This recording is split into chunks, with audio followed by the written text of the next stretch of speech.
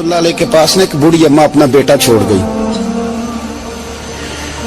تو حضرت صاحب نے 2 4 5 مہینے رکھا، تو بعد میں اس کی اماں کو بلا کے کہا کہ تو بیوہ ہے، بیٹا تیرا یتیم ہے، میں نہیں چاہتا کہ اس کا وقت ضائع ہو، کہ پڑھنے والا کوئی نہیں، سارے نہیں بھائی پڑھنے والے ہوتے، اب یہاں علماء بیٹھے ہیں، میں بے ادب بھی نہ ہو جاؤں، کچھ پورے 8 سال لگا کے بھی آ جاتے ہیں، سند بھی ان کے پاس ہوتی ہے، ناراض نہ ہو جانا، یہ تو سب اچھے لوگ ہیں، سند ہوتی ہے پر پتہ کوئی نہیں ہوتا، یہ اعلیٰ حضرت نے لکھی ہے بات، سند ہوتی ہے، پوری ڈگری ہوتی ہے، اس پہ کئی لوگوں کے سائن بھی ہوتے ہیں، تو بہت سارے طالب علم ایسے ہوتے ہیں جو مدارس میں کہتے ہیں میں فاضل فلاں ہوں، لیکن کوئی شے پاس، تو مولانا سردار احمد صاحب محدث اعظم پاکستان رحمۃ اللہ علیہ اس بوڑھی کو کہنے لگے تیرا بیٹا کند دینا ہے، پڑھنا پڑھانا اس نے کچھ بھی نہیں، تو یتیم بچہ ہے، کل کو تو کہے گی کہ میرے بیٹے نے وقت ضائع کیا تو واپس لے جا۔ بوڑھی اماں رونے لگ گئی، کہنے لگی میں پڑھانے تو نہیں لائی تھی، میں تو آپ کو رب کا ولی سمجھتی ہوں، میں تو نوکری کرانے لائی تھی، نوکری۔ حضرت انس بن مالک کہتے ہیں میری اماں بھی حضور کی بارگاہ میں دے گئی تھی، حضور کی بارگاہ میں، یہ نہیں کہا تھا کہ یا رسول اللہ پڑھا دیں، ہاں میں ذمہ داری سے بات کر رہا ہوں، یہ نہیں کہا تھا حضور مجاہد بنا دیں، یہ تھوڑی کہا تھا کہ یا رسول اللہ صلی اللہ تعالی علیہ وسلم سے مفسر محدث محقق مفتی بنا دیں۔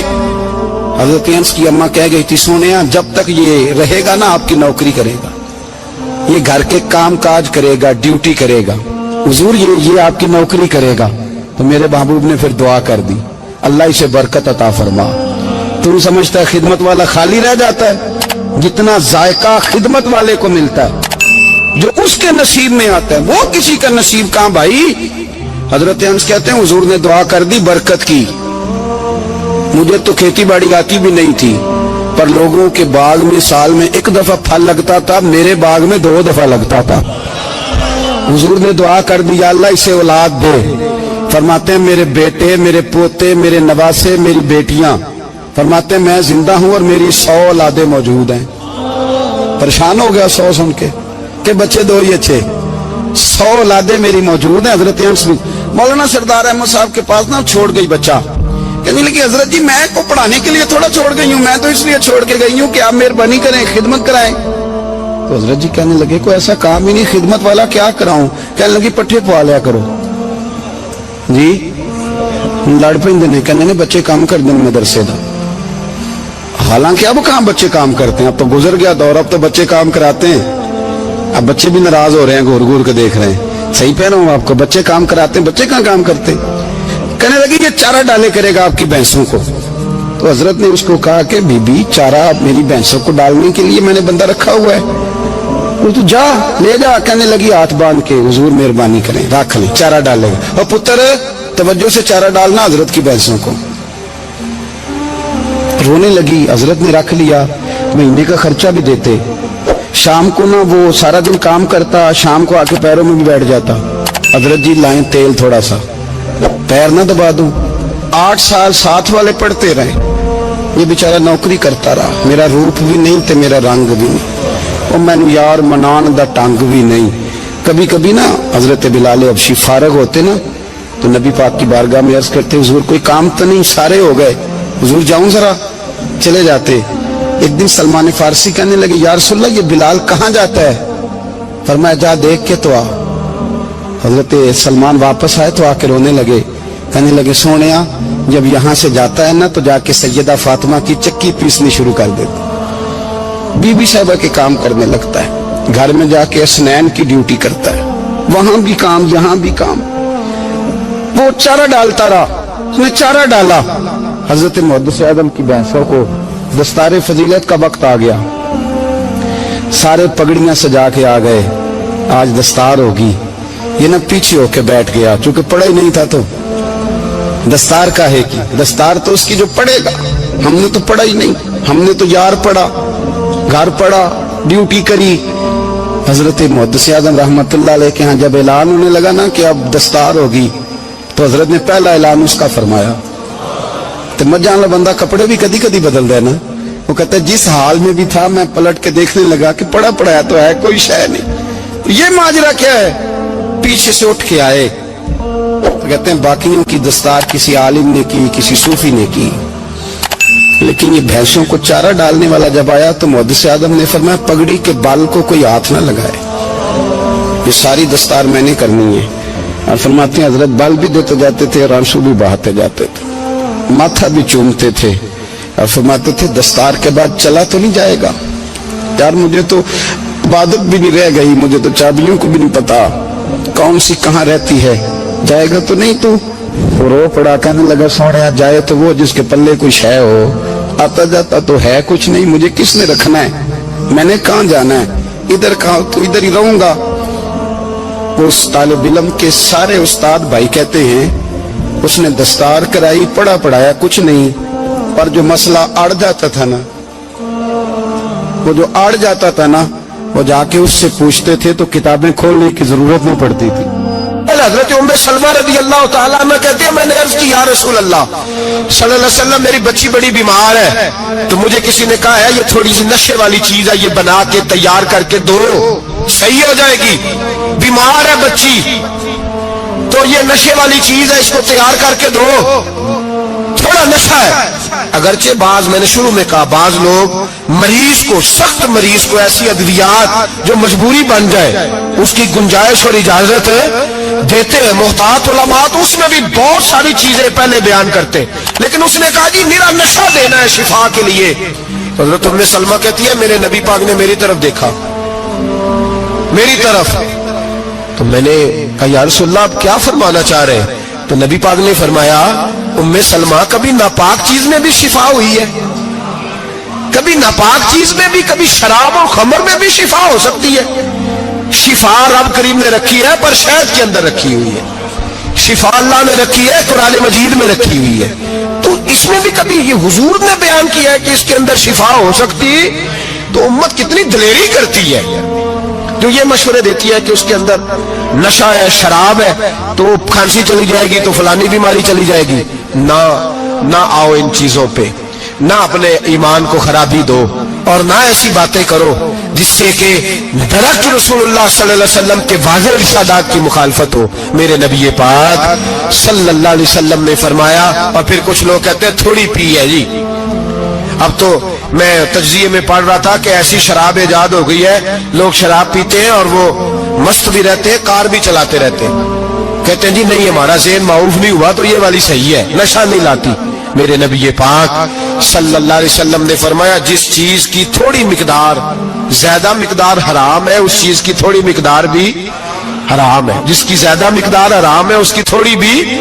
تو خمر اور شراب اگر فل پینا جائز نہیں تو تھوڑی پینا بھی جائز, یہ حرام ہے اور حرام تھی اور قیامت تک حرام ہی رہے گی. میرے نبی پاک صلی اللہ علیہ وسلم نے منع کیا اور حضور نے اظہار ناپسندیدگی فرمایا, اور میں 40 دن تو عبادت ہی قبول نہیں ہوتی شراب پینے والوں جب تک سچی توبہ نہ کرے.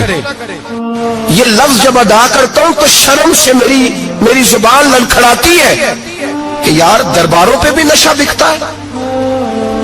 میں یہ بات کر رہا ہوں صوفیاء کا ترجمان, درباروں پہ, مزاروں پہ, اور سجادہ نشینوں تمہیں زمین نگل جائے, آسمان تمہیں لے اڑے, تم پر قہر نازل ہو, تم نے باپ دفن کر کے تو وہاں نشے کا اڈا بنا لیا, ماؤں سے بیٹے چھیننے لگے ہو, عورتوں کے سروں سے کپڑے چھیننے لگے ہو, سہاگ مارنے لگے ہو, بیٹیاں اور بیٹے یتیم کرنے لگے ہو, نشہ بیچتے ہو درباروں اور مزاروں پہ. یہ تماشا لگ گیا. کیسے کروں یہ بات, پر کرنی پڑ رہی ہے, مجبوری ہے, یہ مضمون مکمل نہیں ہو سکتا. بند کر دے وہ دربار, ہمیں نہیں چاہیے جن درباروں پہ نشہ بکتا ہے. میں ذمہ داری سے کہہ رہا ہوں, بات ریکارڈ ہو رہی ہے. جوتے کی نوک پہ وہ سجادہ نشین جو امت کو ڈرگز دیتا ہے, وہ سجادہ نشین کا ڈیرا نہیں, وہ گند کا اڈا ہے. وہاں سے فیض نہیں مل رہا, امت کی تباہی ہو رہی ہے. بتا دو, پھیلا دو, اس کو اعتراض کرنا کرو. میرے رسول پاک سید عالم صلی اللہ تعالی علیہ وسلم کا دین ضروری ہے, کسی پیر کی سجادگی ضروری, بولیے سجادگی ضروری. بڑی ذمہ داری سے کہہ رہا ہوں اور نمائندگی کر رہا ہوں اپنی جماعت کی. نہ ہمارے بزرگوں نے کل اس کی حمایت کی تھی، نہ آج کرتے ہیں، نہ قیامت تک کریں گے۔ بند کر دیں وہ دربار اور مزار۔ بزرگ دنیا میں یہ کام کرنے آئے تھے، اور ہماری سوچ اتنی گر گئی ہے، اتنے ہم کمزور ہو گئے۔ کہتے ہیں جب اس کو چڑھ جاتی ہے تو پھر بڑی معرفت کی باتیں سناتا ہے۔ تجھے شرم نہیں آئی یہ لفظ کہتے ہوئے؟ اب نشئی تجھے معرفت سکھائے گا؟ اب تو شرابی سے، بھنگی چرسی سے دین سیکھے گا؟ کہتے ہیں اس نے پی ہوئی تھی، چڑھی ہوئی تھی، وہ بات کر دی تو میرا کام بن گیا۔ اتنی گندی اور میلی سوچ صاحب ایمان کی ہوتی ہے؟ تو اب نشیوں سے جا کر دعائیں کرائے گا؟ سن، میرے نبی پاک صلی اللہ علیہ وسلم نے فرمایا جو شراب پی لے، نشہ کر لے، اس کی تو 40 دن تک عبادت رب قبول نہیں فرماتا۔ تو کہتا چڑھی ہوئی تھی تو اس نے دعا کر دی، تجھے شرم ہی نہیں آئی بات کرتے؟ حیا ہی نہیں کیا تو نہ جملہ بولتے؟ یہ کوئی تصوف اور طریقت ہے؟ جاؤ اٹھا کے لے جاؤ۔ ایسی کوئی تصوف اور طریقت ہمیں نہیں چاہیے، ہمیں وہ والی طریقت چاہیے جس میں خدا کے قرآن کی بات ہوتی ہے اور محمد مصطفیٰ کے فرمان کی بات ہوتی ہے صلی اللہ علیہ وسلم۔ تو بھائی یاد رکھو یہ کوئی طریقہ نہیں۔ ایک مزار ہے، مجھے ایک صاحب کہنے لگے آ جائیں یہاں بھی فاتحہ پڑھیں۔ میں نے کہا یہاں کیا ہے؟ کہنے لگے تھے تو بابا جی نشہ وشا کرتے، پر سنا ہے لوگوں کی منتیں بڑی پوری ہوتی ہیں۔ مجھے جذبات بڑے کم آتے ہیں۔ میں نے اس آدمی کو گریبان سے پکڑ لی، میں کہ ادھر ہٹ، وہ تو نشہ کرتا تھا اور تو جاتا تھا، تیری یہ کیسے طاقت ہوئی؟ تو نے مجھے مشورہ دے دیا ہے، تو ہمیں کمزور سمجھتا ہے؟ ہم کمزور ایمان کے لوگ ہیں، اور میں یہاں تجھے کہوں گا نہیں نہیں میں یہاں نہیں جاتا، میں وہاں جاتا ہوں۔ بالکل کوئی لگی لپٹی بات نہیں، کھری بات۔ تصوف وہ، دربار وہ جہاں قرآن پڑھا جائے، رسول اللہ کی حدیث سکھائی جائے، باقی کوئی مطلب نہیں کسی قسم کا۔ میں داتا صاحب کبھی جاؤں نا جلسہ کرنے کسی کام سے، کسی تقریب میں، تو میں داتا صاحب کے مزار پہ نہیں جاتا۔ میں کہتا ہوں یار یہ یرانہ نہیں کہ بندہ کسی کام آیا تھا تو فاتحہ پڑھ لی، واپس چلو۔ گکھڑ سے اسپیشل آئیں گے داتا صاحب کے مزار پہ حاضری دیں، اور میرے سنگی گواہ ہیں کہ میں اسپیشل ٹائم نکال کے بہت سارے کام چھوڑ کے اسپیشل جاتا ہوں، اور میں مراد ماننے نہیں جاتا، میں داتا صاحب کا شکریہ ادا کر دے جاتا ہوں۔ میں ان سے کہتا ہوں حضور آپ کی مہربانی، آپ یہاں آئے تو ہمارے بڑے بھی رسول اللہ کے غلام بن گئے۔ میں تو سلام عقیدت پیش کرنے جاتا ہوں۔ ہم مزارات پر جانے کے قائل نہیں، بلکہ ہماری تو عقیدت کا درجہ ہی مکمل نہیں ہوتا جب تک ہم مزار پہ سلام نہ کریں۔ پر مزار داتا صاحب کا، مزار خواجہ معین الدین اجمیری کا، مزار غوث اعظم جیلانی کا، مزار محدث اعظم مولانا سردار احمد کا، مزار اولیاء کا، مزار میاں شیر محمد شرف پوری کا، مزار رب کریم کے بندوں کا۔ بھنگیوں چرسیوں کے مزار نہیں ہوتے، اور نام ان مزارات کے قائل ہیں؟ بالکل قائل نہیں ہم۔ میں تھوڑے دن پہلے لاہور گیا تھا تو میں کار میں میاں صاحب میاں شیر محمد شرف پوری کا ذکر کر رہا تھا۔ میں اپنے دوستوں سے کہہ رہا تھا یار بہت بڑا بابا ہوا ہے، تو مجھے کہنے لگی کرامت کیا ہے؟ میں نے کرامت یہ ہے کہ ساری زندگی سنت کا درس دیا ہے۔ تو مجھے کہنے لگے آپ کبھی گئے نہیں؟ میں نے کہا میں اسپیشل گیا تھا، اور تھوڑے دنوں کے بعد پروگرام بناؤں گا تو میں ساتھ لے کے جاؤں گا۔ ہم مزارات کے قائل ہیں، حاضریاں دیں گے مزاروں پہ، لیکن بھنگیوں چرسیوں کے مزاروں پر جانے کے قائل ہیں؟ زور سے بولے، یہاں جانے کے قائل ہیں؟ کوئی عقیدہ نہیں ہمارا۔ نشہ بکے گا مزاروں پہ، اب یہ تصوف ہوگا وہاں، یہ طریقت ہوگی؟ اور ملت پر رحم کھاؤ خدا را۔ اگر تمہارے قومی ادارے کہتے ہیں رپورٹ کرنے والے کہ 70 لاکھ پاکستانی نشہ کرتا ہے، تو کیا تمہیں یہ نہیں پتا کہ نشہ بیچتا کون ہے؟ کیا تمہیں یہ نہیں پتا کہ ڈرگز کا کاروبار کون کرتا ہے؟ اگر تمہیں یہ پتا ہے تو کیا یہ خبر نہیں تمہیں کہ ان رگوں پر یہ خون اتارتا کون ہے؟ میں اپنے بزرگوں سے معذرت کے ساتھ نشے کا آغاز، ناراض تو نہیں ہو جائیں گے بزرگ، نوجوانوں کو میں لتاڑ لیتا ہوں لیکن بزرگوں کی عزت کرنا سنت ہے، تو میں بزرگوں سے معذرت کے ساتھ یہ یوں سمجھ لیے خوگرے حمد سے تھوڑا سا گلا بھی سن لے۔ نشہ سگریٹ سے شروع ہوتا ہے، سگریٹ سے۔ میں تمباکو کو حرام نہیں کہتا، یہ فتویٰ نہیں دے رہا۔ تمباکو کا حکم وہی ہے جو مولی کا ہے، جو کچے پیاز اور لہسن کا ہے، کہ آپ جب کھا لیتے ہیں تو منہ سے بدبو آتی ہے، تو آپ مسجد میں آئے تو آنے سے پہلے مسواک کریں، منہ صاف کریں، پھر آپ آ جائیں۔ تو جائز ہے, مکروہ ہے لیکن حرام ہے. لیکن تمباکو سے آگے جب حالات بڑھتے ہیں, تجزیہ نگاروں نے لکھا ہے کہ ہمارے پنجاب کے کچھ علاقوں میں اب سگریٹ سے نکال کے نا, پہلے بھی بھرتے تھے لوگ اس میں بڑا کچھ, اب پتہ ہے کہ نیا نشہ ایجاد کیا, اب اس کے اندر چسبی بھرتے ہیں اور چھپکلی کو مار کے سکھا کے خشک کر کے اس کو پیس کے وہ ساتھ نشے کے ملاتے ہیں, اور اس کا حال یہ ہوتا ہے کہ آدمی کو زیادہ نشہ ہوتا ہے, اور کہتے ہیں وہ اتنا گند ہے کہ وہ آدمی کسی کو دانت بھی لگائے گا تو وہ بندہ بھی بیمار ہو جائے گا. کیا یہاں لوگ اسپرٹ نہیں پیتے ہیں آپ کے ملک میں؟ اور ہم کبھی سڑک پہ جاتے ہیں تو نشئی کو دیکھ کے مذاق کرتے ہیں, دیکھنا میں ہارن لگاؤں گا تو گاڑی کے ہارن سے گر جائے گا, لیکن تجھے پتہ نہیں کہ یہ کسی ماں کا بیٹا ہے, پتہ نہیں کسی بیوی کا شوہر ہے. ایک ہمارے دوست ہیں, بزرگ ہیں, ان کا داماد فوت ہو گیا, نشہ کرتا تھا, تو میں تعزیت کرنے ان کے گھر پہنچا تو کھڑے ہو گئے ہاتھ باندھ کے, کہنے لگے حضرت صاحب باقی ساری گلاں چھڑ دیو, صرف نشے تے تقریر کریا کرو. وہ جب جیتا تھا تو تب بھی اس کے بچے یتیم ہی تھے, یتیم ہی تھے.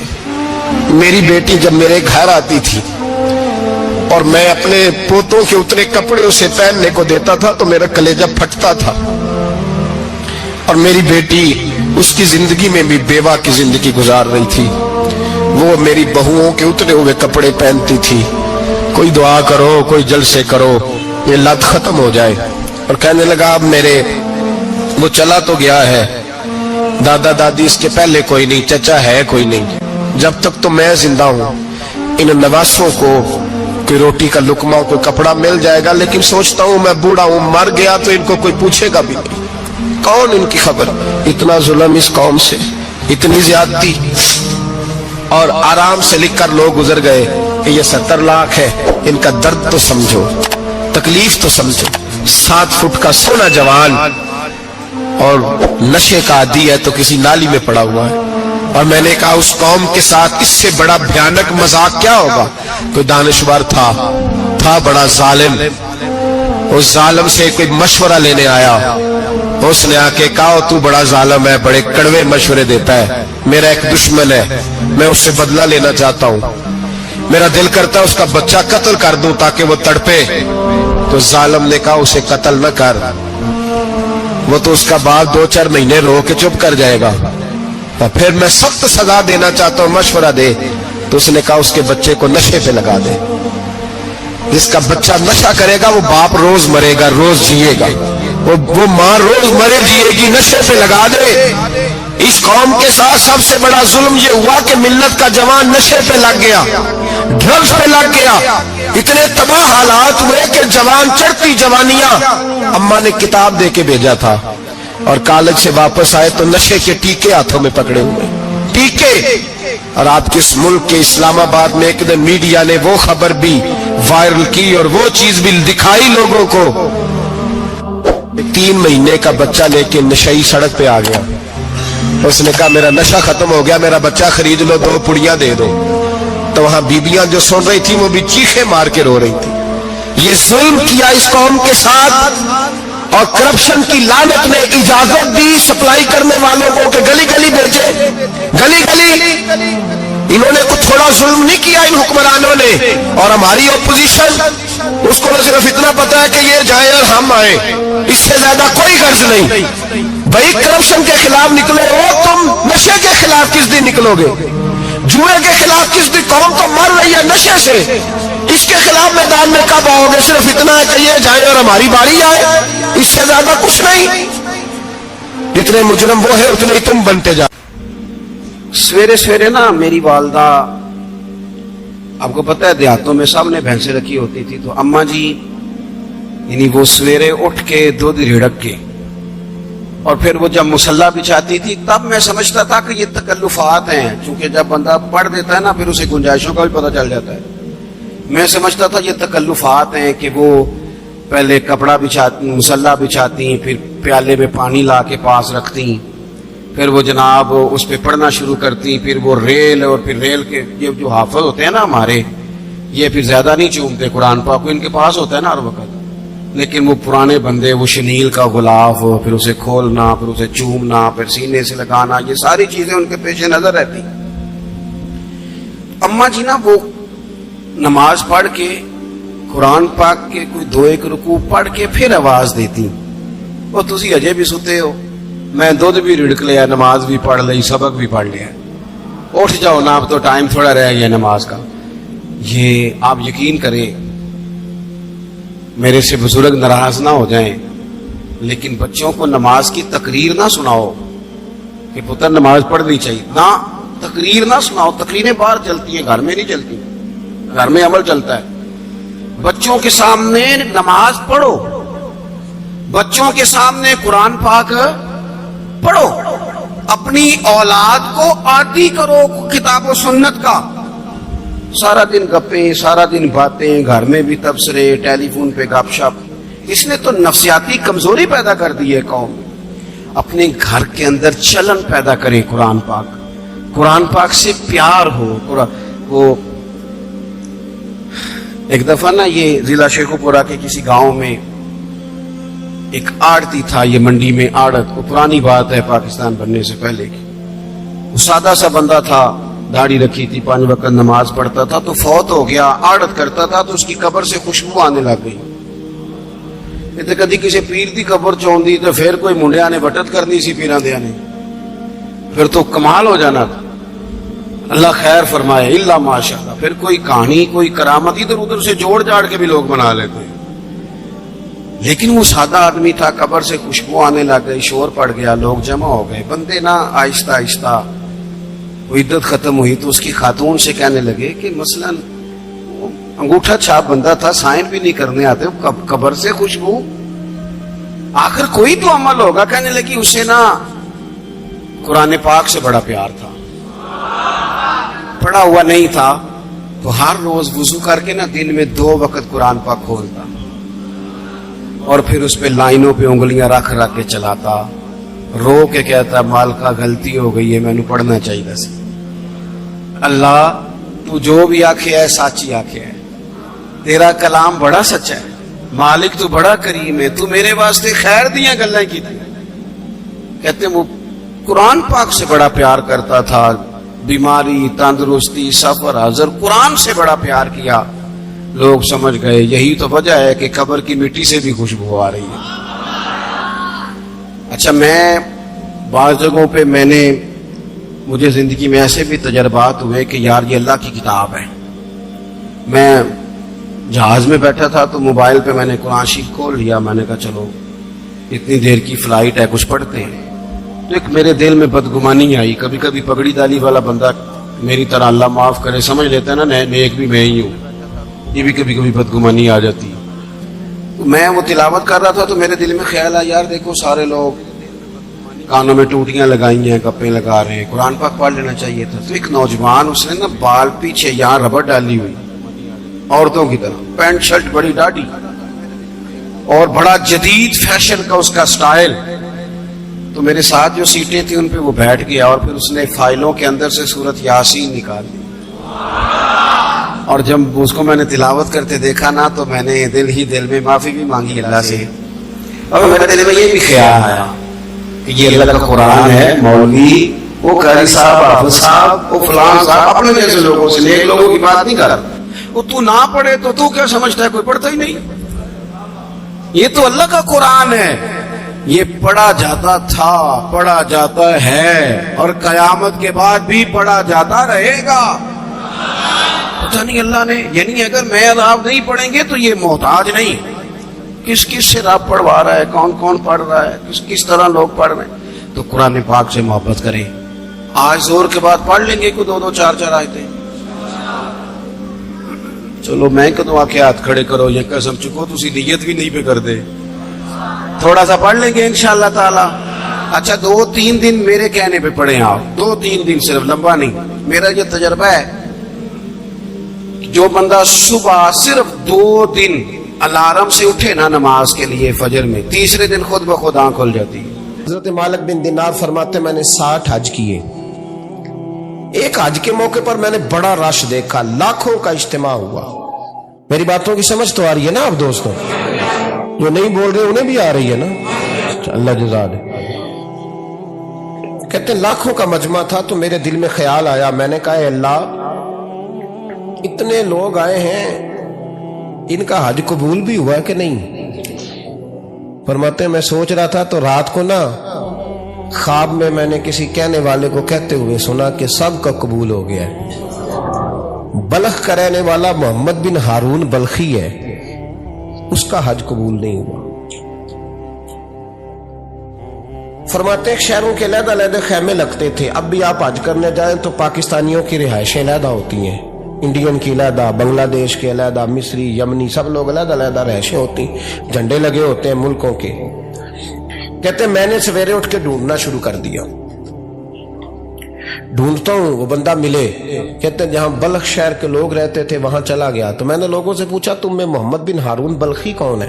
لوگ کہنے لگے وہ تو بڑا نیک آدمی ہے, پرہیزگار ہے, بڑے بولے بالے, بڑے اللہ والے, ریاض آپ کو بس ہم ہی جانتے ہیں, وہ تو بڑا نیک ہے, پرہیزگار آدمی. کہتے میں نے کہا اچھا کہاں ہے؟ انہوں نے کہا پہاڑ کے پیچھے اس نے خیمہ لگایا ہوا ہے, ساری رات عبادت کرتا ہے, سارا دن روزہ رکھتا ہے, قائم اللیل ہے, صائم الدہر ہے. کیا بات؟ فرماتے ہیں میں ان لوگوں کی بات سن کے حیران ہو گیا کہ مجھے کیا بتایا گیا, یہ کیا کہہ رہے ہیں. فرماتے ہیں میں پہاڑ کے پیچھے گیا. حضرت مالک بن دینار علیہ رحمہ فرماتے ہیں جب میں وہاں پہنچا تو میں نے اس شخص کو مصلی پہ بیٹھے دیکھا. کثرت عبادت کے آثار اس کے وجود پر نظر آ رہے تھے, سیدھا بازو اس کا کٹا ہوا تھا. فرماتے 2 رکعتیں مکمل کر کے نا میں نے اسے السلام علیکم کہا تو مجھے کہنے لگا وعلیکم السلام, آپ مالک بن دینار ہیں؟ میں نے کہا بڑی اس کی فراست ہے. فرماتے پھر اس نے ٹھنڈی سانس لی, کہنے لگا آپ کو خواب آئی ہوگی کہ میرا حج قبول نہیں ہوا. فرماتے ہیں مجھ پر اور بجلی گری کہ کیا کہہ رہا. میں نے کہا یار لوگ بھی تیری تعریف کر رہے ہیں اور تیری بصیرت بھی بڑی ہے, تو یہ ماجرا کیا ہے؟ کہنے لگا آپ نہ پوچھیں. یہ کہہ کے اس نے رونا شروع کیا, دیر تک روتا رہا. میں نے کہا نہیں یار تو بتا. کہنے لگا نہیں آپ نہ پوچھیں, آپ ناراض ہوں گے. میں نے کہا میں نہیں ہوتا, تو بولنا. کہنے لگا حضور 24 سال ہو گئے مجھے حج کرتے ہوئے, 24واں حج ہے میرا, اور ہر سال کوئی اللہ کا ولی آ کے بتاتا ہے کہ جا چلا جا تیرا کوئی نہیں قبول ہوا. بے پروائی ویک سجن دی جتھے کسے دی پیش نہ جاوے, انہیں تاجاں والے در در رولے تے منگتے تخت بٹھاوے, آزم کسے نو کارا ملدا ہی کوئی کعبے او خالی آوے. کہتے ہیں اس نے مجھے کہا حضور 24واں حج ہے, ہر سال کوئی بتاتا ہے. میں نے کہا تیری غلطی. کہنے لگا میں اپنی ماں کا نافرمان. میں نے کہا واقعہ کیا ہوا؟ کہنے لگا حضرت اللہ نے مجھے دولت دی, مال دیا, زمینیں دی تو میں عیاش ہو گیا. اب یقین کریں اللہ لوگوں کو مال دیتا ہے تو وہ سمجھتے ہیں میری چلاکی سے آیا ہے, میں تیز بڑا تھا اس لیے آیا ہے, نافرمان ہوتے. لیکن جو رب لینا جانتا ہے دینا جانتا ہے وہ لینا بھی. وارث شاہ مان کری نہ وارثاں دا, رب بے وارثہ کر کے مار دائی. لوگ بڑے سمارٹ بن جاتے ہیں, ان کی گفتگو میں بڑا تکبر ہوتا ہے, ان کے نگاہوں کے انداز میں بڑے, وہ کہتے ہیں اوہ سب لوگ بیوقوف ہیں, صرف میں سے آنا ہوں, کام جو صحیح چل رہا ہے. او بھائی 1 منٹ لگتا ہے انسان کو بادشاہ سے فقیر ہونے میں. ایک امام مالک رحمت اللہ علیہ بیٹھے تھے تو ہارون رشید آپ سے کہنے لگا امام ابو مالک سے, حضرت بتائیں اس وقت اللہ کیا کر رہا ہے؟ آپ فرمانے لگے یار تو بڑے موٹے دماغ کا ہے, کس طرح کے سوال پوچھتا ہے؟ بادشاہ تھا نا. کہا نہیں آپ بتائیں. تو امام مالک فرمانے لگے تو تخت پہ بیٹھ کے سوال پوچھتا رہتا ہے اور میں نیچے بیٹھ کے جواب دیتا رہتا ہوں, نیچے آ پھر بتاتا ہوں. اس نے کہا جناب بتائیں. فرمانے لگے تو سوالی ہے نا, تو تو نیچے بیٹھ اور میں اوپر بیٹھتا ہوں. کہ جناب آ جائیں. ہارون رشید نیچے آ گیا, امام مالک تخت پہ بیٹھ گئے. فرمانے لگے اب بتا کیا پوچھ رہا تھا؟ کہنے لگا حضور پوچھا تھا اللہ اس وقت کیا کر رہا ہے. فرمانے لگے رب اس وقت تجھے سمجھا رہا ہے کہ اس تخت پہ تکبر نہ کرنا، 1 منٹ لگتا ہے میں تجھے اٹھا کے مالک کو بٹھا دیا کرتا ہوں، یہ تجھے سمجھا رہا ہے، لہذا اس سمجھ پہ قائم رہنا، تکبر نہ کرنا، 1 ہی تو منٹ لگتا ہے، یہ تجھے سمجھا رہا ہے۔ تو وہ شخص کہنے لگا محمد بن ہارون بلخی امام مالک بن دینار سے کہ حضور بڑی دولت تھی تو میں عیاش ہو گیا تھا، رمضان کا مہینہ تھا، اماں تندور میں روٹیاں لگا رہی تھی، میں شراب پی کے گھر آ گیا۔ ہمارے ہاں یہ بھی فیشن ہے نا، اب مہندی والے دن چودھری صاحب کے ڈیرے پہ جوان شراب پیتے ہیں تو پوچھتے ہیں حاجی صاحب آپ تو حاجی بھی ہیں، تو ڈیرے پہ منڈے کیا کرتے رہے؟ کہتے میں ڈیرے تے تھا، مینوں نہیں پتا، وہ کار لگے سن۔ حاجی صاحب آپ کو سارا پتا ہے، اور اللہ آپ سے پوچھ لے گا۔ یہاں تو کوئی آدمی چپ کر جائے گا آپ کے قلوں کی وجہ سے، لیکن عرش کے مالک کو بھی تو جواب دینا ہے کہ نہیں؟ کیا طریقہ ہے؟ دیکھیں نا، کول والے دن محفل اور مہندی والے دن اللہ سے صرف دکھوں کا رشتہ ہے، رسول اللہ سے صرف غموں کا رشتہ ہے۔ اگر تو نے ڈھول ڈمکا شور شرابہ کیا ہے شادی والے دن تو کول والے دن بھی بجا، تیرا پتہ چلے، جنازے پہ بھی بجا۔ کیا تماشا ہے؟ مذہب صرف رسم ہے، ضرورت ہے، کوئی مر گیا تو قرآن پاک کھول لو، باقی جو مرضی کرو۔ حج بھی کیتی جاندے ہو، لو بھی پیتی جاندے ہو، کھو کے مال یتیماں دا بھیج مسیتی جاندے ہو، پھٹ دلاں دے سیندے نہیں، ٹوپیاں سیتی جاندے ہو، نفس تے چھری پھیر دے نہیں، بکرے کیتی جاندے ہو، فرض پلائی بیٹھے ہو، نفلاں نیتی جاندے ہو، او دسو تے سی بلے نو اے کی کچھ کیتی جاندے ہو، او دسو تے سی بلے شاہ نو کی کچھ کیتی جاندے ہو۔ کوئی طریقہ ہے؟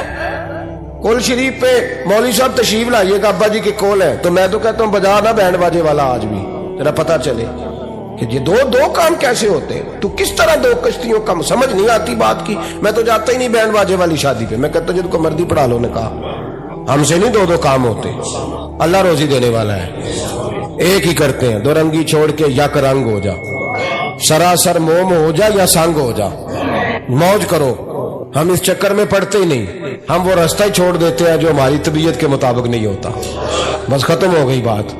اس لیے غور کریں اور یاد رکھیں اس بات کو۔ امام مالک بن دینار رحمت اللہ علیہ فرماتے ہیں مجھ سے کہنے لگا پیسے آئے تو میں عیاش ہو گیا، رمضان کا مہینہ تھا، عصر کے بعد میری اماں افطاری کی تیاری کر رہی تھی، میں گیا، میں نے کہا شراب پی ہوئی، اماں روٹی دے، تو اماں کہنے لگی شرم کر، شرم کر، روزہ رکھا نہیں تو جنہوں نے رکھا ہے ان کا تو خیال کر۔ کہتے اماں کی بات کا مجھے غصہ لگا، میں کہا کرتا ہوں بد نصیب ہے وہ بیٹا جس کا باپ اس سے بات کرتے ہوئے ڈرتا ہے کہ پتہ نہیں کہاں سے بولے گا۔ بد نصیب نہیں وہ بیٹا جس کی ماں اس سے بات کرتے ہوئے سہم جاتی ہے کہ پتہ نہیں کون سی بولی بولے گا۔ بد نصیب نہیں کہ ماں باپ بھی جس سے کھول کے بات نہ کر سکے۔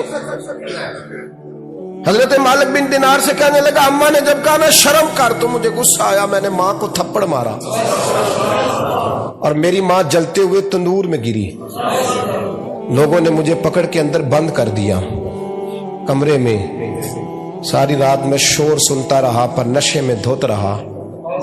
سویرے آنکھ کھلی تو میری بیوی بیگ باندھ رہی تھی، میں نے کہا کہاں جا رہی ہو؟ کہنے لگی جو ماں کا نہیں بنا میرا کیسے بنے گا؟ میں نے کہا میری اماں کا، وہ تو لوگوں نے رات کو دفن کر دی جنازہ پڑھ کے۔ تڑپ کے کہنے لگا مجھے کیوں نہیں بتایا؟ تو کہتے ہیں لوگ کہنے لگے تیری مرتی ہوئی ماں کہہ گئی تھی اسے میرا منہ نہ دیکھنے دینا، میرے جنازے کے قریب نہ آئے۔ حضرت مالک بن دینار فرماتے ہیں جب اس نے یہ بات سنائی تو میں نے بھی اس کے منہ پہ تھپڑ مارا، میں نے کہا تو اسی قابل ہے۔ کہتے ہیں وہ رونے لگا، حضور دعا کرے اللہ مجھ سے راضی ہو جائے۔ کہنے لگا جب ماں کی انتقال کی خبر ملی تو میں نے کلاڑی لے کے وہ ہاتھ کاٹ دیا جس سے ماں کو مارا تھا، میں نے ساری جائیدادیں خیرات کر دی۔ 24 سال ہو گئے، 24 سال ساری رات نماز پڑھتا ہوں، روزہ رکھتا ہوں، حج کرتا ہوں، پر ہر سال کوئی آ کے کہتا ہے جا دوڑ جا تیرا کوئی نہیں قبول ہوا۔ حضور دعا کرے مالک راضی ہو جائے۔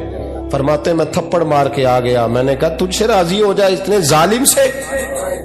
امام مالک فرماتے رات کو آ کے سویا تو مجھے خواب میں رسول پاک کا دیدار ہوا، تو نبی پاک علیہ السلام نے فرمایا مالک تو اسے مایوس کیوں کر آیا ہے؟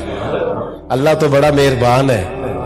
کہا حضور ماں کے نافرمان کو معافی کیسے ملے گی؟ تو امام مالک فرمانے لگے نبی کریم نے فرمایا جا اسے جا کے بتا دے تجھے قیامت میں تیری ماں کی وجہ سے بخش دیا جائے گا. کہا حضور اماں کی وجہ سے کس طرح؟ تو محبوب فرمانے لگے اس کی ماں قیامت میں اس کے خلاف مقدمہ دائر کرے گی رب کریم کی عدالت میں، اے اللہ میں نے 9 ماہ پیٹ میں رکھا، درد سہ کے اسے جنا، جگر کا خون پلا کے پالا اور اسی نے مجھے قتل کیا. رب کریم اس کی ماں کا مقدمہ سن کے کہے گا اٹھاؤ اس کو دوزخ میں پھینکو، اس نے ماں جلائی تھی اسے بھی جلاؤ. محبوب فرمانے لگے جب پکڑ کر کے مالک اس کو محمد بن ہارون کو لوگ لے جائیں گے نا جہنم کی طرف، ابھی فرشتے گھسیٹیں گے ہی تو پلٹ کے پھر اماں کی طرف دیکھے گا اور دوسری دفعہ پھر گھسیٹیں گے تو پلٹ کے دیکھے گا اور تیسری دفعہ پھر پلٹ کے کہے گا اماں یہ مجھے جلانے لگے، اماں یہ جہنم میں پھینکنے لگے. میرے حبیب فرمانے لگے وہ جل کے مرنے والی ماں وہاں بھی بول پڑے گی، کہے گی یا اللہ چل میں نے معاف کیا تو بھی معاف کر دے، اے اللہ میں نے معاف کیا تو بھی معاف کر دے، اللہ تو معاف کر دے اسے، اللہ تو اس سے درگزر فرما، اسے معاف کر دے. میرے محبوب پاک علیہ السلام فرماتے رب کریم کہے گا اس نے تجھے جلایا، تو کہے گی اللہ یہ تو بیٹا تھا اس نے جلا دیا، میں ماں ہوں میرے سامنے جلے تو میں کیسے برداشت کر سکتی ہوں. فرمایا اس نے جلا کے مارا تھا پر اسی ماں کی وجہ سے رب کریم اسے جنت عطا فرمائے گا.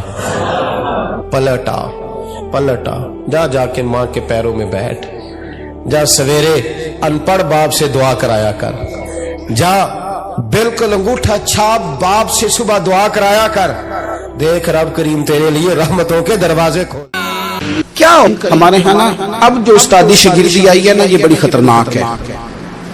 ہمارے ایک قاری صاحب تھے، ایک مدرسے میں پڑھاتے تھے، بڑا مارا کرتے تھے اور میں انہیں مذاق بھی کرتا تھا، کبھی کبھی عذرائے محبت مزاح کرتا تھا. میں ان سے کہتا تھا قاری صاحب آپ شاید مار کھا کے پڑھیں اس لیے بچوں سے بدلہ لیتے ہیں.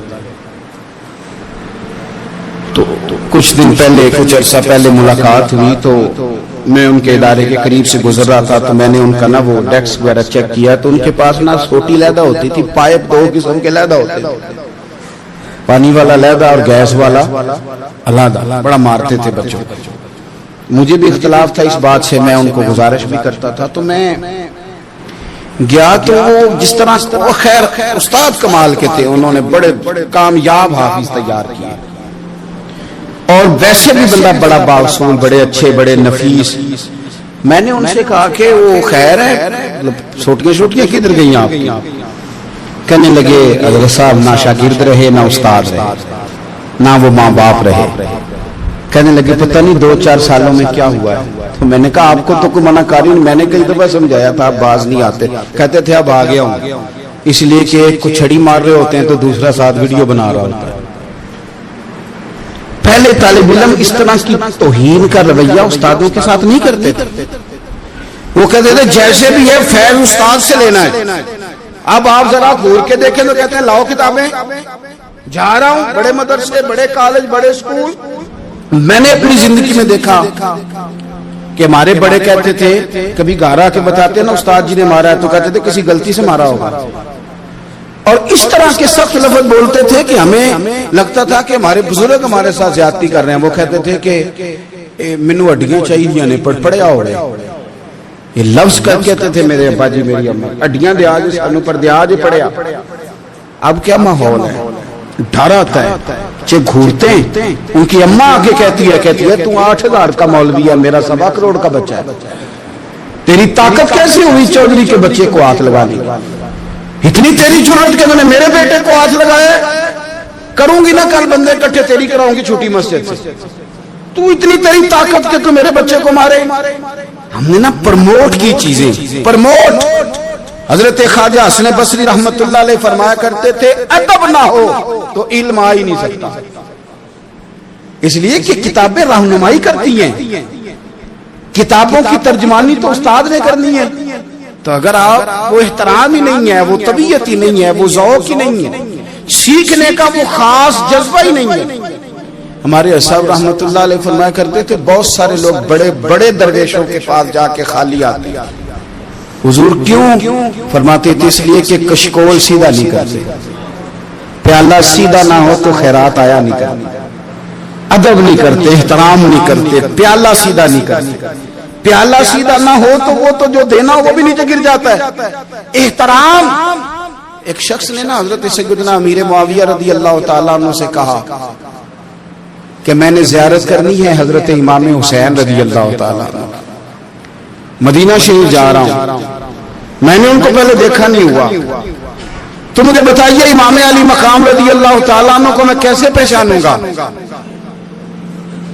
تو ابن عساکر دیکھیے گا حضرت امیر معاویہ رضی اللہ تعالیٰ عنہ فرمانے لگے تو مدینہ شریف جانا, ایک شخص لوگوں کے حلقے میں بیٹھ کے لوگوں کو دین پڑھا رہا ہوگا, مسجد نبی میں وہ چمکتا ہوا چہرہ لوگوں کو قرآن و سنت کی تعلیمات سے روشناس کر رہا ہوگا, اور فرمایا اس کے ارد گرد لوگ اس ادب سے بیٹھے ہوں گے کہ جیسے ان کے سروں پر پرندے بیٹھے ہوئے ہیں, ذرا حرکت کی تو پرندے اڑ جائیں گے.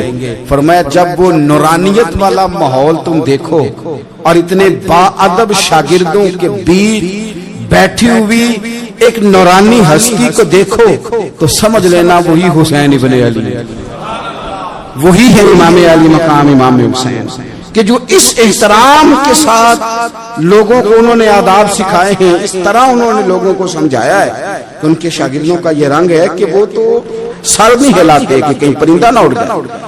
اس انداز میں جب لوگ, مجھے بات یاد آ گئی, امام احمد بن حنبل رحمۃ اللہ علیہ بہت بڑے محدث تھے, تو مجھے پتہ ہے اگر آپ مجھ سے پوچھیں گے نا اس دور میں فقہ سب سے بہترین کس کو آتی ہے تو میں آپ کو بتا سکتا ہوں, کیونکہ میرا شعبہ ہے نا. آپ پوچھیں گے صرف ناو کا استاد کون اچھا ہے تو میں بتا دوں گا کہ کہاں پہ ہے, کون ہے, میرا شعبہ ہے. اسی طرح سے میڈیکل کے شعبے سے وابستہ لوگوں سے آپ پوچھیں گے کہ ہارٹ کا ڈاکٹر کون سا اچھا تو بتا دیں گے. پوچھیں گے بھئی میں نے ایک ناک کان گلے کے ڈاکٹر کے پاس جانا ہے, تو جس کا جو شعبہ ہے اسے پتا ہوتا ہے. مدرسے کے بچوں کو بھی پتا ہوتا ہے کہ کون سا آدمی کہاں بہترین پڑھانے والا ہے. ایک بزرگ تھے شاہ بقی الدین ابن مخلد, وہ کہتے ہیں مجھے پتا چلا کہ اس دور میں نبی کریم علیہ السلام کی حدیث جو سب سے بہترین پڑھاتے ہیں وہ امام احمد بن حنبل ہیں. ان کو حضور کی حدیث سے جو خاص شغف ہے وہ کسی اور کو نہیں. کہتے ہیں میرے دل میں لو لگ گئی, حالانکہ میں امیر گھرانے سے تھا. میں کشتی میں بیٹھا امام احمد بن حنبل کے پاس آنے کے لیے, رشتے میں طوفان آ گیا, کشتی اچکولے کھانے لگی, کسی طریقے سے ایک جزیرے کے ساتھ جا کے کشتی لگی, ٹوٹ گئی, بکھر گئی. میں جزیرے پہ اتر گیا, اور بھی کئی لوگ تھے. ایک مہینہ وہاں رہنا پڑا, بارشیں ختم ہوئی, موسم ٹھیک ہوا, تو ایک کشتی دکھائی دی آتی ہوئی. فرماتے کہ وہ اس کشتی میں بیٹھا, دوبارہ بغداد گیا. مجھے سفر طے کرتے 2.5 مہینے گزر گئے. وہ جزیرے پہ مہینہ پتے کھا کے بھی گزارا کرنا پڑا. نکلا تھا علم حاصل کرنے. جب بغداد شریف پہنچا, لوگوں سے پوچھا امام احمد بن حنبل کا مدرسہ کہاں؟ انہوں نے کہا وہ مدرسہ تو بند ہو گیا, وقت کا بادشاہ مخالف ہو گیا, مسجد مدرسہ سیل کر دیا. امام صاحب کہاں ہیں؟ کہا گھر کے اندر قید ہیں. ان کے گھر کو سب جیل بنا دیا, چاروں جانب پولیس کھڑی, اور ویسے بھی بغداد میں کرفیو, ہر چوک چوراہے میں پولیس والے کھڑے. شاہ بقی الدین کہتے ہیں اتنا کچھ سننے کے باوجود بھی میرا جذبہ ٹھنڈا نہیں ہوا. وہ مہینے میں سفر کی صحبتیں, گو سنا تھا کہ آستانہ یار دور ہے, پر ہم نے بھی ٹھان لی تھی کہ جانا. گو سنا تھا کہ آستانہ یار دور ہے, پر ہم نے یہ ٹھان لی تھی کہ جانا ضرور ہے. کہتے پہنچ گئے. اب پتا چلا کہ کرفیو ہے, سڑکوں پہ پولیس کھڑی ہے, گلیوں میں چوکوں چوراہوں میں پہرے ہیں. امام صاحب تک تو جا کوئی نہیں سکتا. کہتے میں نے ایک شخص کی منت کی, میں نے کہا کہ جس طریقے گاڑی بتا. کہنے لگا میں اشارہ بھی نہیں کر سکتا, سخت حالات. وہ کوئی طریقہ. میں نے جب زیادہ تڑپ کے کہا کہ وہ شخص کہنے لگا میں ان کے گھر کے قریب تجھے لے جاؤں گا, اور گزرتے وقت صرف آنکھ کا اشارہ کروں گا. کہتے میں نے کہا یہ بھی ٹھیک ہے. ان کے گھر کے تیری تلاش میں پھرے نا ہم جنگل پہاڑ اور دشت میں. ان کے دروازے کے قریب اس نے اشارہ کیا. شاہ بقی الدین کہتے ہیں کہ میں گھر دے کے آ گیا واپس. اب میں سوچنے لگا کہ کیسے امام صاحب تک پہنچنا ہے. بڑی تجویزیں سوچی, بڑی تجویزیں, کام والا بن جاؤں, پھیری لگانے لگ جاؤں. پھر سوچا کہ اگر میں کچھ بیچوں گا ریڑھی پہ رکھ کے تو کوئی خریدنے نکلے گا, کوئی نہیں نکلے گا. کس طرح کروں, کیا کروں, بڑی سوچیں. بالآخر میں نے طے کیا, اللہ اکبر, میں نے نہ کپڑے پھاڑ لیے, امامہ اتار دیا. فرماتے ہیں کہ ایک پیالہ مٹی کا خرید کے گلے میں رسی سے باندھ لیا, اور امام احمد بن حنبل کی 3 گلیوں پیچھے میں نے دروازہ دروازہ صدا لگانی شروع کی, فقیر ہوں, اللہ کے نام پہ لینے آیا ہوں. کہتے ہیں ایک ایک دینار مانگتے مانگتے مانگتے مانگتے آزم یار منون دی خاطر اساں کی پیش وٹائے. کہتے ہیں مانگتے مانگتے نا میں امام احمد بن حنبل کے دروازے تک آیا. امیر گھر کا بچہ تھا, بڑے پیسے جیب میں ہوتے تھے. امام کے دروازے پہ صدا لگائی, کوئی ہے اللہ کے نام پہ دینے والا؟ کہتے ہیں وہ نور بھرا دروازہ کھلا. ایک گورے مکھڑے والا, سفید داڑھی والا, سونے امامے والا, چمکدار آنکھیں, نورانی شباہت. کہتے امام احمد بن حنبل باہر آئے اور جیسے ایک دینار میرے پیالے میں ڈالنے لگے تو میں نے ہاتھ چوم کے کہا, سونیا تیرے قربان جاؤں, میں دینار لینے نہیں آیا, محمد عربی کی حدیثیں سننے آیا. کہتے امام کی بھی آنکھیں کھل گئی, کہنے لگے اس حال میں آزم یار مناؤن دی خاطر اساں کی پیش بٹائے. کہا حضور کیا کرتا, یہی ایک طریقہ رہ گیا تھا, میں تو کہاں سے چلا ہوں, کہاں پہنچا ہوں, کیا کروں. امام صاحب فرمانے لگے پھر میں بھی بڑے دنوں سے پریشان تھا, کوئی سیکھنے والا نہیں ملا, تم مل گیا. کہنے لگا حضور میں روز آ جاؤں فقیر بن کے, آپ جتنا چاہیں 2 4 5 منٹ میں مجھے حدیثیں سنا دیں, میں اگلے دن یاد کر آیا کروں. کہتے 2 سال لگ گئے. شاگرد کہاں ملیں گے ایسے, کہاں مرید ملیں گے, گزر گیا دور. کہتے ہیں کہ میں نہ ہر روز فقیر بن کے جاتا, 3 گلیاں پیچھے مانگنا شروع کرتا, کوئی شک نہ کرے. 2 سال دروازے پہ جاتا, آگے پیالہ کرتا, امام ایک دینار ڈالتے اور مصطفیٰ کی حدیثیں سناتے. کہتے ہیں حالات بدل گئے. 2 سال کے بعد حکومت بدل گئی, امام کا مدرسہ بحال ہو گیا, رش ہو گیا. بادشاہ بڑا عقیدت مند تھا, جو نیا آیا اس نے بڑا کر کے ادارہ بنا کے دیا. جس دن میں گیا تو رش لگا ہوا تھا. کہتے ہیں حالات بدلے تو ہم نے بھی کپڑے بدلے, ہم نے بھی دوبارہ سے دستار باندھی. اور کہتے ہیں بڑے لوگ بیٹھے ہوئے تھے, میں جب داخل ہوا نا تو امام اٹھ کے کھڑے ہوئے. آپ فرمانے لگے پتر ادھر آ, تو آگے آ کے بیٹھ, لوگ دین سیکھنے آتے ہیں, تو فقیر بن کے مانگنے آیا تھا, اور میں بھی باقیوں کو پڑھایا کرتا تھا, تجھے میں دیا کرتا تھا, اور اب باقی پڑھا کریں گے, تجھے دیا جائے گا, اور آج تجھے سینے سے نکال کے دیا کروں گا. زمانے بدل گئے, حالات بدل گئے, وہ شخص چلا گیا, کون حکمران تھا کون نہیں تھا, لیکن استاد شاگرد کے ادب کی داستان قیامت تک باقی رہے گی. یہ قیامت جب طبیعتوں میں احترام ہوتا ہے, جب ادب ہوتا ہے. آپ کو پتہ ہے نبی پاک صلی اللہ علیہ وسلم کو یہ ادب کتنا پیارا ہے. نبی پاک علیہ الصلوۃ والسلام اس احترام کے جذبے کو کتنا پسند کرتے ہیں. اللہ کے پیارے رسول صلی اللہ تعالی علیہ وسلم اس جذبہ احترام سے کتنے راضی ہوتے ہیں. حضور کس قدر زیادہ چاہتے ہیں کہ میری امت ادب والی بنے. نبی پاک علیہ الصلوۃ والسلام ادب والے لوگوں کے بارے میں اتنے راضی ہیں, اتنے راضی ہیں, اتنے خوش ہیں. حضور اتنا نوازتے ہیں. میں نے یہ حدیث پڑھی تو یوں لگا کہ جیسے روح وجد کرنے لگی ہے. بہقی میں امام بہقی نے لکھی ہے, اللہ کے پیارے رسول علیہ السلام فرماتے ہیں جو چھوٹے پر شفقت کرے اور بڑے کا احترام کرے, اللہ اسے جنت میں میری سنگت عطا فرمائے گا. یہ میرے قرب کا ذریعہ ہے, یہ چیز میرا قرب ملے گا. شرط یہ ہے کہ ادب والے بن کے, احترام والے بن کے, کبھی بھی سوء ادب نہ کریں, کبھی کسی مقام پر بے ادبی نہ کریں. آپ اپنا ذائقہ کبھی تبدیل نہ کریں. امام احمد بن حنبل ایک جگہ وضو کر رہے تھے, ایک شخص کہتا ہے میں نے ساری زندگی گناہوں میں گزار دی. تو امام صاحب نا وضو کر رہے تھے جھیل پر بیٹھ کے, تو جھیل اس طرح ہوتی ہے, پہاڑ ہیں, اوپر کو پانی نیچے آ رہا ہے. تو کہتے امام صاحب نیچے بیٹھ کے وضو کر رہے تھے, تو میں اوپر بیٹھ کے نا وضو کر رہا تھا یا پانی پی رہا تھا, تو میں نے دیکھا کہ اتنے بڑے امام نیچے.